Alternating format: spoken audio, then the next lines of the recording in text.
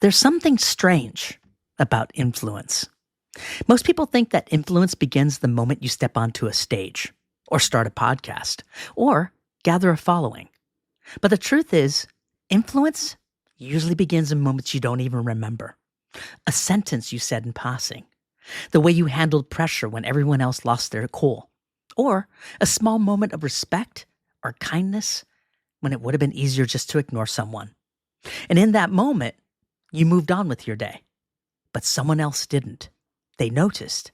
And whether you realize it or not, that moment may have become a reference point in their life. Now, today's episode actually comes from a series I created called Messages from the Universe, specifically Volume 5, Carriers of the Torch, which appears in Season 2, Episode 40. Each volume in that series explores different dimensions of human growth, resilience, and leadership.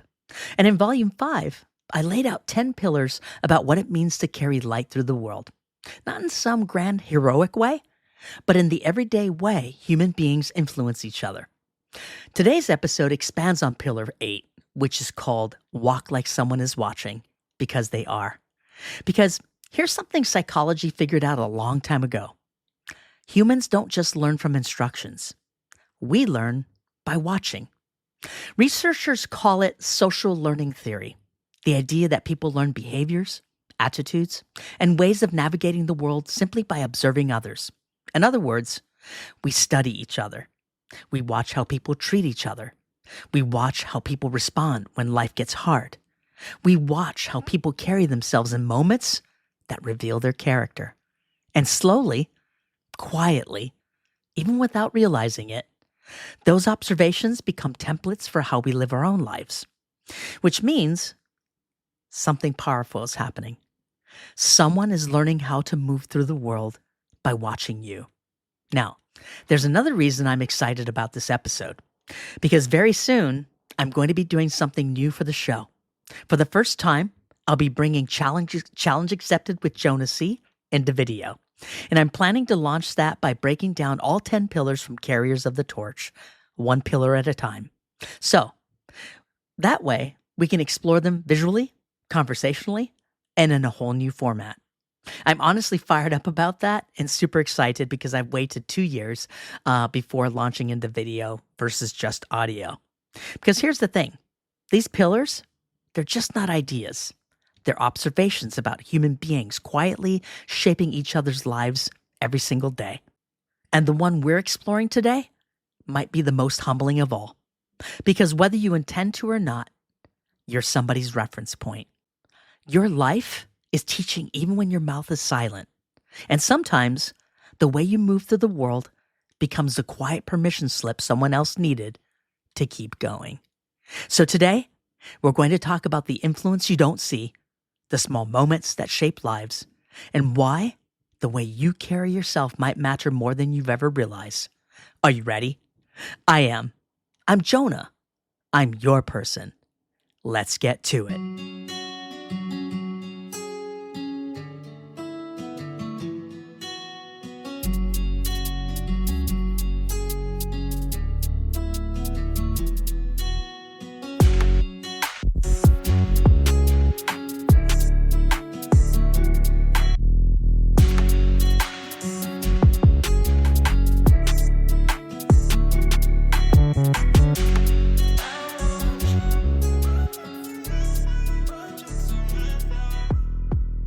Welcome back to the show, from wherever you're listening around the world. Here's something fascinating about human behavior. Most influence is invisible. It doesn't show up on a scoreboard. It doesn't get counted in likes or followers. And most of the time, the person doing the influencing has absolutely no idea it's happening. Because influence rarely looks dramatic in the moment. It looks like small decisions. Choosing patience when you could have snapped. Choosing respect when someone else was being difficult, or choosing to stay steady when pressure shows up. To you, those moments feel ordinary, but to someone else, they can be instructional. Think about how many times you learned about life just by watching other people. You watched how someone handled disappointment. You watched how someone treated strangers. and you watched how someone reacted when things didn't go their way. And without realizing it, your brain started cataloging those moments. Okay, that's how adults handle stress. Okay, that's how you speak to people. Okay, that's what confidence looks like. No formal lesson, just observation.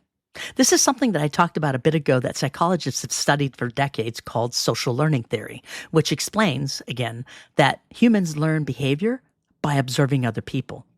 Not just what they say, but what they do, especially when life gets real. And that means something powerful. Your behavior is constantly broadcasting information. The way you respond to pressure teaches people what resilience looks like.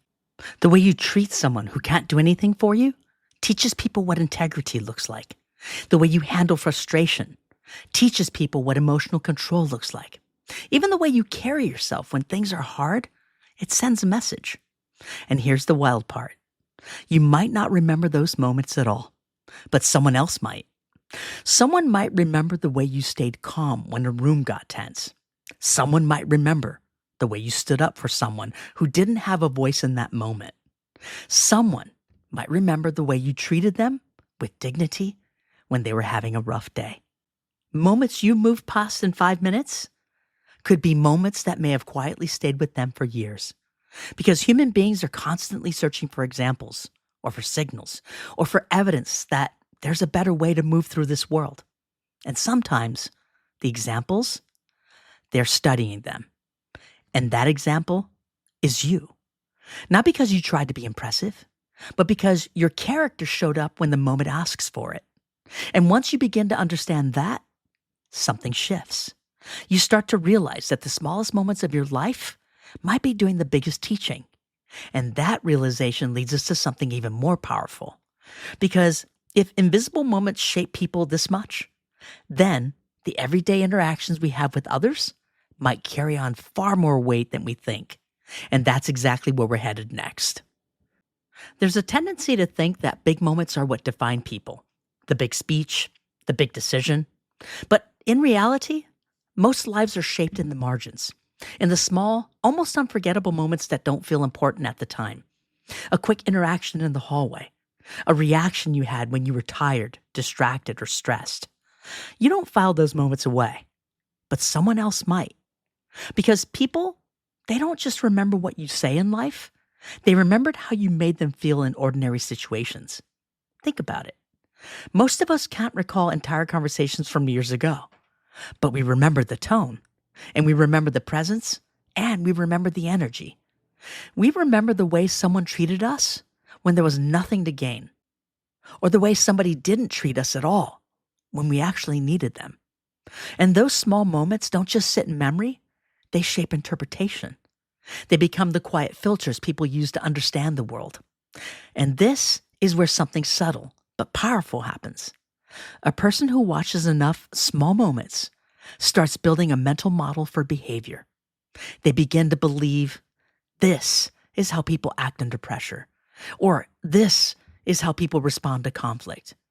This is how people show respect, or this is how people don't. And none of that comes from instruction. It comes from exposure. Again, this connects directly to social learning theory, the idea that human beings learn how to behave by observing other human beings in real environments.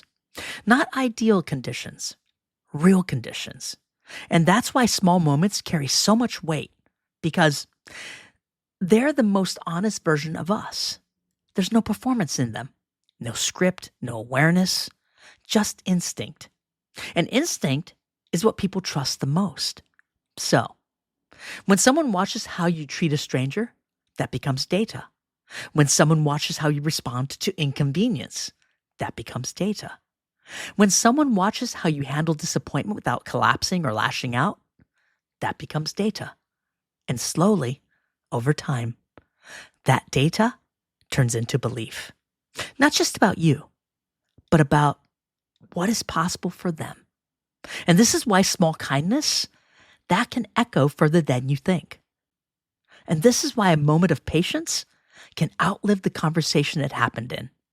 Because people are constantly collecting evidence for how to live. And often, they collect that evidence from people who never realized they were even being observed. Which brings us to an important shift. Because if small moments are shaping people this deeply, then the question is no longer whether influence is happening. It's whether you're aware of it. And that awareness starts to change how you show up in the world, or even when no one is watching. Which leads us into something even more revealing about human behavior and why we naturally look for people to model ourselves after. Here in part 3, we're going to talk about why humans need reference points. The interesting thing about awareness is that it changes what you notice. And once you realize that people are constantly learning from each other, you start to see something else. You start to notice that human beings don't just observe behavior, they anchor to it. We look for reference points, or people who give us a sense of how to behave, how to respond, and how to move through situations we don't fully understand yet. It's almost automatic. When we're unsure about how to act, we scan the environment. We watch how someone else handles it. We look for cues, not because we're weak or dependent, but because we're wired for learning through observation. That, again, is the part of social learning theory. We watch, we adjust, and we repeat. And over time, those repeated observations become internal standards. And this is why reference points matter so much. A reference point isn't always something we admire, or even someone we admire. Sometimes it's just someone we've seen handle something in a way that we've never seen before. Maybe it was calmness in chaos. Maybe it was honesty in a moment where lying would have been easier. Or maybe it was resilience when something or everything looked like it was falling apart. And without realizing it, that moment becomes a quiet internal marker. Okay, that's how you do it. And even when no one says it out loud, or even if the person being watched never knows, this is where things get interesting. Because once people start forming reference points, they begin to build internal expectations for themselves. They start asking subtle questions like, would I handle it that way? They ask again, would I handle it the same way? Could I stay that composed? Or is that how I'm supposed to show up? And now influence is no longer external, it's internalized. This is also why environments matter so much, because the reference points people are exposed to shape what they believe is normal. And normal becomes behavior, and behavior becomes identity, which means something very simple, but very real. The people around us are constantly shaping who we think we are supposed to be, not through instruction, but through exposure. And that leads us to an uncomfortable realization. Because if humans are always looking for reference points, then it means someone, somewhere, is probably looking at you the same way. Not as a leader, not as a teacher, but simply as an example of how to navigate life. And that brings us to the next layer of this conversation. Because being a reference point carries weight most people never think about. Let's get to it. There's a point in every person's life where awareness turns into responsibility. Not responsibility in a heavy, overwhelming way, but in a quiet, almost sobering way. Because once you understand that people are constantly observing and learning from each other, something shifts internally. You start to realize you're not moving through life in isolation. Even in your most ordinary moments, you're visible in ways you never fully see. A conversation you think is forgettable. A reaction you think no one noticed. A way you handled something under pressure that felt small to you. And all of it is being interpreted somewhere. Not always consciously, but consistently. This is where the idea of being seen takes on a different meaning. It's not about attention. It's about influence without intention. And that's where responsibility quietly enters the picture. Because influence doesn't require permission. It just requires exposure. And this is why people understand social learning theory and how it often becomes more intentional in how they move through the world. Not because they're trying to perform, but because they understand they're always part of someone else's learning environment. Someone is picking up cues from how you feel and how you handle stress. Someone is forming expectations based on how you treat people when you didn't have to. Someone is deciding what normal looks like by observing your patterns. And the truth is, most of this happens without awareness on either side. Now, if you're noticing some redundancy about what I'm saying through each part, that's by design. Once again, and I've shared this in different episodes, is I'll repeat things on purpose for repetition. That's how bad habits happen, and that's how good habits occur as well, through repetition. Think about it. You don't wake up thinking, today I will influence someone. And they don't wake up thinking, today I will be influenced. But it's happening anyway. Which means responsibility here isn't about perfection. It's about presence. It's about recognizing that your behavior has reached way beyond your intention. And that realization doesn't need to make you anxious. It can actually make you more grounded or more thoughtful or even more deliberate in the small moments that usually feel insignificant. Because once you see life in this way, you stop treating small moments as unimportant. You start seeing them as signals, and that changes how you show up. Not because you're being watched like a performance, but because someone, somewhere, is learning from the way you live. And that leads us into something even more practical. Because most influence doesn't come from big declarations. It comes from ordinary environments where behavior becomes contagious without anyone realizing it. And here's your first challenge. For the next 24 hours, assume someone is learning from you. Even if you don't know who it is, you never know who they might be, even if you don't see them. Notice how you respond to frustration. Notice how you treat people when there's nothing to gain. Or notice the tone you set in ordinary moments. And you don't need to perform. Just choose one moment today to show up in a way that the future version of someone else might quietly learn from. Now let's talk about torchbearers and ordinary places here in part 5. When people hear the word torchbearer, they often imagine someone extraordinary, a historic figure, a famous leader, or someone whose story ended up in books. But that's not how influence actually moves through the world. Most torchbearers never step onto stage, they never write a book, and they never know the ripple they created. They just show up. They show up in ordinary places. A manager who treats their team with dignity even when the pressure is high. A parent who apologizes to their child after losing their temper. Or a friend who chooses honesty when gossip would have been easier to muster.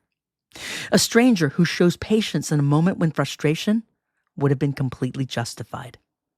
These moments don't look heroic, but they are. Because ordinary moments are where references and reference points are born. Think about your own life. The people who shaped you probably weren't perfect, but there was something about them that stuck. Maybe, just maybe, it was the teacher who believed in you before you believed in yourself. Maybe it was the boss who showed you what leadership looked like under pressure. Maybe it was someone who carried themselves with quiet dignity during a difficult season. They weren't giving speeches. They were simply being observed. And without realizing it, they became a blueprint. That truth is what torchbearers rarely announce. They're revealed over time. They're the people who quietly demonstrate that another way of living is possible. They're the ones who refuse to let the world harden them. They are the ones who hold the line when it would be easier to give up. And here's the beautiful part. You don't have to change the entire world to become a torchbearer. You just have to illuminate the space around you. A store, a classroom, a family dinner table, or a conversation with someone who feels unseen. That light, it doesn't need to be massive. It just needs to be real. Because somewhere, someone is watching that light and thinking, maybe I can live that way too. And once that thought enters a person's mind, something powerful happens. The torch moves. And that's when influence stops being about status and starts becoming about example. And when we come back, we're going to talk about something even deeper. Because sometimes the most powerful reference point you can give someone is not when life is going perfectly. It's when someone is watching how you survive. Let's step into that moment next. We often imagine that influence happens when we're at our best, when we're confident, when we're successful, or when we're standing tall with everything under control. But some of the most powerful influence you will ever have on another human being doesn't happen in those moments. It happens when life gets hard. Because people don't just watch you when you win. They watch how you endure. And somewhere in life, someone has seen you go through something very difficult. They saw pressure. They saw the uncertainty. They saw the moments when it would have been easy to quit, to lash out, or to collapse under the weight of it all. And yet, you kept moving. Maybe not perfectly, maybe not gracefully every single day, but you kept going. You showed up again the next morning. You had the difficult conversation instead of avoiding it. You carried the responsibility that others depended on, even when you were tired. You treated people with dignity, even when life was testing you every ounce of the way. Your patience, your endurance, your perseverance, and your resilience. And what you might not have realized is that someone was learning from that, like I've been saying all along. Because survival with integrity is one of the most powerful lessons a human can witness. A child watching a parent, and they keep going through the same difficult season. An employee watching a leader stay calm during uncertainty. A friend watching someone choose growth instead of bitterness. These moments, they don't come with applause. There's no stage. There's no recognition. But quietly, someone is absorbing that lesson. This is how you move through difficulty. And that lesson becomes part of them. The truth is, none of us gets through life without hardship. Every person listening right now has either walked through a storm, or is walking through one now, or eventually will face one. But here's the deeper truth. When you choose to face these storms with dignity, with resilience, with compassion still intact, you are doing more than surviving. You are teaching. You are showing someone that strength doesn't mean pretending life is easy. Strength means continuing to carry your light even when the wind is trying to put it out. And for someone watching you from a distance, that might be the exact example they needed to keep going. Which brings us to the final piece of this idea. Because once you realize that people are learning from how you live, how you treat others, and how you endure, you begin to move through the world a little differently. Not out of pressure, but out of purpose. And that's where the real shift happens. Let's step into that together. For your next challenge, notice one moment of pressure, big or small. Instead of reacting on autopilot, pause and ask yourself, if someone were learning from me right now, what would I want them to see? Then respond from that place. And that awareness leads us into the final idea of this episode, what it truly means to walk like it matters. Let's go there now. There's a shift that happens once you realize something simple but powerful. You are somebody's reference point, not someday, and not when you've got everything all figured out. Right now.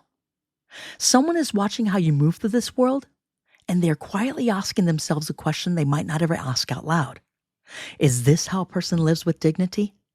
And the answer they find may come from watching you. But here's the important part.